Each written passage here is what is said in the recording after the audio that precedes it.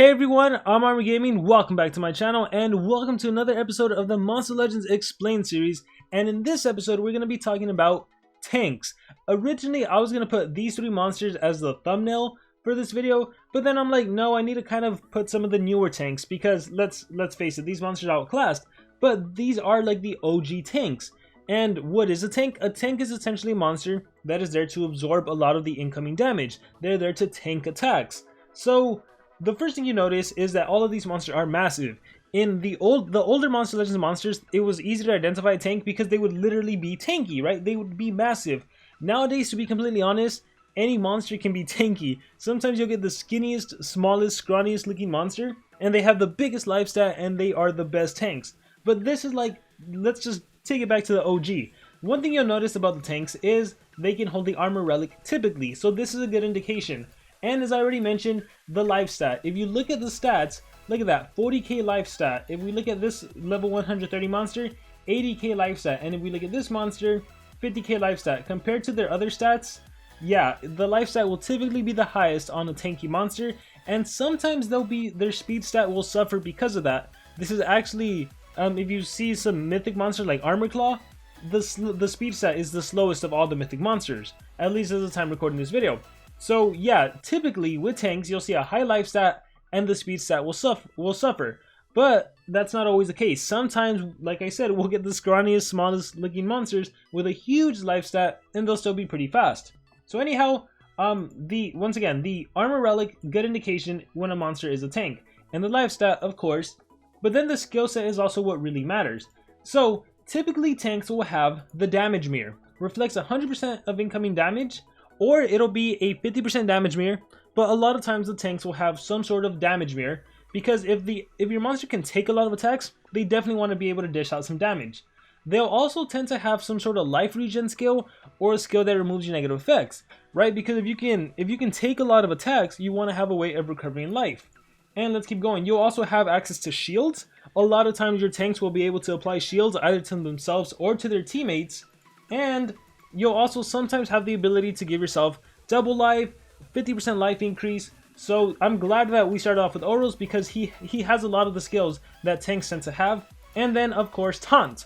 Taunt is like a must-have for tanks nowadays.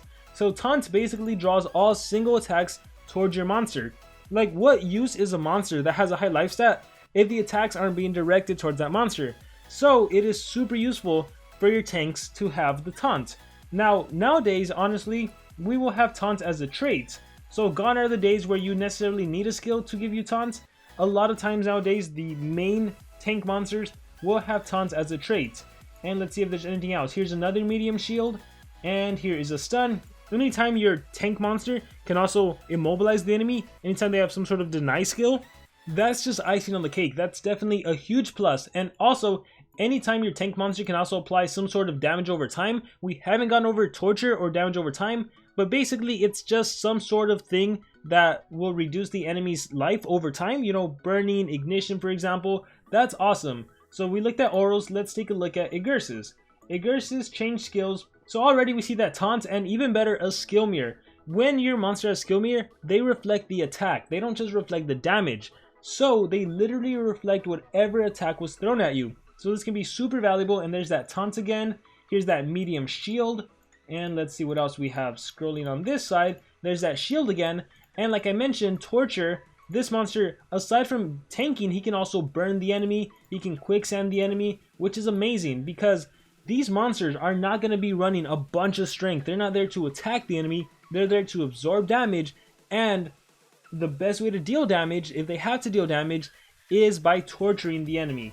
And let's take a look at Cryoton. Alright, so Cryoton, go to change skills. He has a, let's scroll down, there's that Taunt and a shield. Let's scroll down on this side, there's that double life medium shield. Can you see how the pattern continuously repeats on, this is what a tank does. The tanks tend to have the skills. And like I mentioned, a lot of times, or sometimes, tanks that have skills that can immobilize or apply torture, that's just even better. For example, this monster could Mega Freeze, and he can Mega Freeze Curse Countdown over here. He even has an extra turn skill, so that definitely helps out. So these are, once again, the OG tanks. Let's take a look at some newer tanks. Alright, so here are three other tanks, and once again, let's take a look at relics real quick. There's that armor relic, but what is this one? Oh, a shield relic. So tanks will typically also be able to hold the shield relic. So again, if you were just to look at these monsters, the monster in the middle, his name is Inquisitor Fullman. The minute I see armor and shield in my head, you should be thinking that is likely a tank. Oh, double shield relics? That is probably a tank. And the monster at the far right, Centurion, well, he looks pretty tanky. But yeah, there's that armor, the banner relic, that actually helps. Sometimes, actually, I don't know how often I've seen it, but maybe a tank could probably have the essence relic. But we'll get into that later. Let's talk about Francine Frank.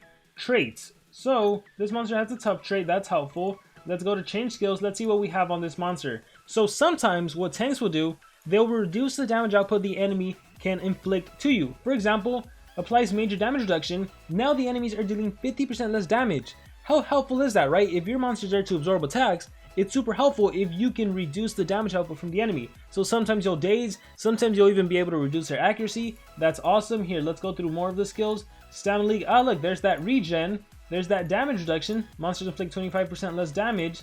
Let's take a look at this side. There's that double life. Remember we talked about double life? Hey, look, taunt. Oh, damage protection.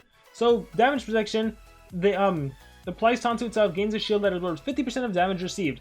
So again, just tanky. And if you look at the life stat, 50k life stat. Let's take a look at Inquisitor Fullman. 57k life stat. Well, granted, he does have team life right now. And let's take a look at his trait. So he's, in particular, this monster applies a status caster that gives the team a 50% life shield. If that's not indicative of a tank, like, I don't know what is. So let's take a look at his skills. So there's that daze and that major damage reduction. Wow, there's the taunt and 100% damage mirror. There is the medium shield, and this monster even heals by 50%. Once again, huge indication. There is that medium shield. So hopefully by now I've gone through them enough that you can identify a tank just by looking at the skills. Sometimes the relics. Let's take a look at this monster right here. This monster in particular starts the game off with the Megatons. Remember I said that monsters that have taunt, like immediately you should be thinking tank. And Megatons, this one absorbs area skills as well as single target skills. And yeah, so I mean, look at his rank, his monster rank 4 skill. He starts the game off by giving the enemy damage reduction. Huge indication that it's a tank. Let's take a look through his skills. He literally heals by 75%. He applies daze to the enemy and removes positive effects. Applies a random protection to all of your allies. That's very nice. Regen and stamina regen. If we look at these skills over here, let's see. Let's look at this skill over here. All allies are healed by 50%. Random torture, heal by 35%. There's that daze, again, reducing accuracy, reduces damage output. So hopefully you can tell what a tank is. We're going to look at 3 more tanks.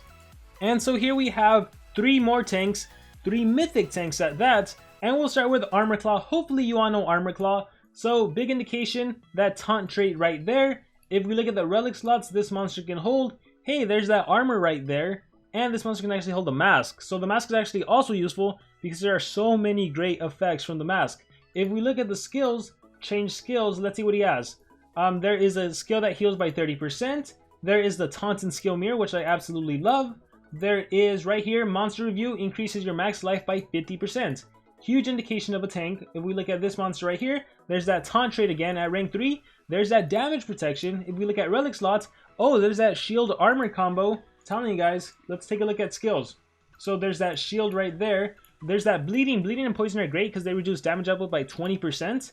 And let's see what else we have. Medium shield damage protection. Sometimes your tank could have some sort of shield that prevents you from taking any damage except a specific element. In this case, the legendary phobic shield, you can only be damaged by the special element. And look, damage mirror right there as well.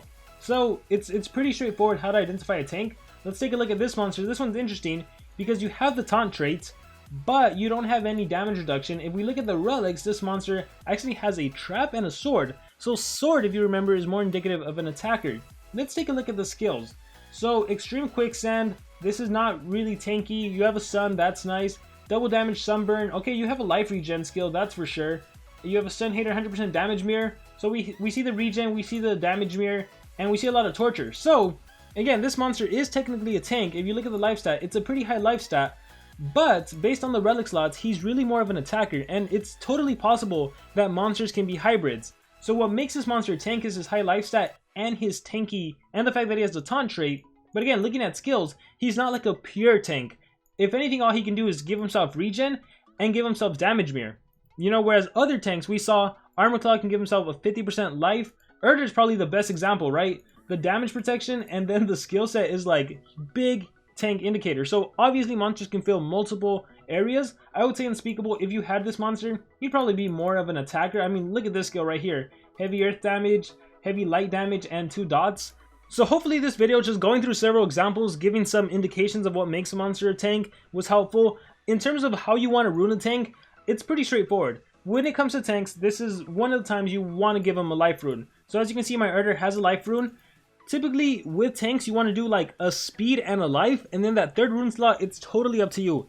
For me personally, when a tank has skill mirror, I love to do strength. I want to make sure to capitalize on that, so he can so especially if they have taunts and skill mirrors, you can reflect damage to the enemy. Like for example with Armor Claw. Now of course, depending on where you are, you can run the monster differently. But for example, if I go with Armor Claw, if I fight a game with Armor Claw, I think I can actually just show you guys an example. Let's say I face this Cat UFO team. Let's click fight, and let me make, yeah, I'll click fight. I don't care. I'm pretty sure I can win. So with Armor Claw, he's an attack. The way I have him runed, he's really more of an attacker. But just to kind of demonstrate how he can still kind of be a tank, watch. I could just go ahead and do Dream Big, right? Applies taunt and skill mirror, and then when Cat UFO decides to attack me, watch. Smells like Fish Spirit. Armor Claw will reflect the damage, and I take advantage of the strength runes, so I can probably OTK the enemy in this case, just because I'm level 150 and everything. So that's what I like to do. And let's see, did I not OTK? Oh, that's interesting.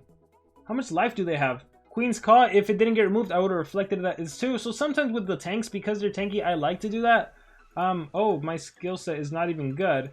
Let's go ahead and do Mount goes first. And then we'll see. We'll just see if I can finish this game now. Brutalis Barrier, probably not because I'm frozen and everything. So when it comes to tank, this is a good lesson. You do not want to fight with 3 tanks. Typically the tank is there to absorb attacks, right, with the taunt trait.